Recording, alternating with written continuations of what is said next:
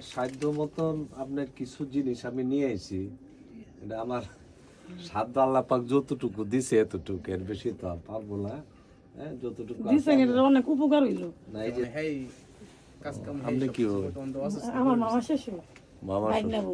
Bike নেবো না উনি আসছিল কালকে যে প্রেসক্রিপশন পাইছিলেন আপনি না? হ্যাঁ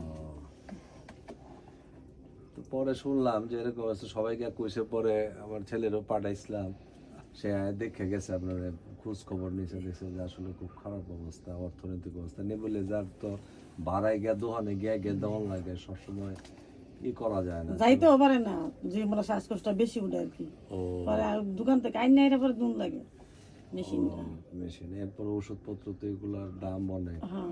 রোজগার নাই। আর শীতের মধ্যে তো এটা আরো কষ্টকর, তাই না? আমার আম্মারও এরকম ছিল, হাঁপানি ছিল। আম্মার তো ওই হাসপাতাল থেকে অক্সিজেন সিলিন্ডার সবসময় খাটের সাথে থাকতো, মানে এই শীতের সময় অক্সিজেন দিতে হতো। তো ঠিক আছে, শুনলাম।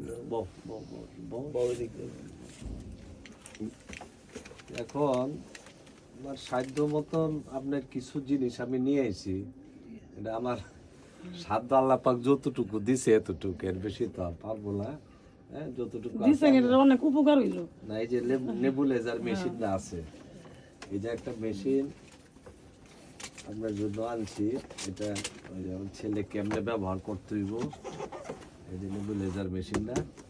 হ্যাঁ, আর এটা হইলো এই যে বেটনোভেলেন্ট ইনহেলার, এটা আরেকটা আছে ডেক্সিট্রল, এটা একটা। তারপরে এটা একটা ইনহেলার। সালফ্রেক্স ইনহেলার, এটাও আছে। আর এই যে প্রাথমিকভাবে ইনহেলারে যে মেডিসিনটা দিতে হয়, এটা আছে 2 প্যাকেট। এইটা আছে 2 প্যাকেট। হ্যাঁ,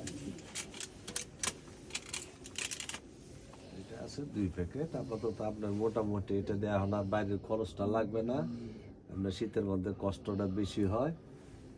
আল্লাহ দিলে স্বাস্থ্য তো অবস্থা খুব একটা ইয়ে না, স্বাস্থ্য তো আপনার খুব বাজে অবস্থা। একটু ভালো মন্দ খাওয়ার চেষ্টা করে নিন। ভাত সারাদিন ওটা ভাত খাই না। ভাত না, আপনার যে ডিম টিম এগুলা একটু দিলে একটু, তাহলে একটু রক্তটাও বাড়বো, শরীরে শক্তিটা পাবে।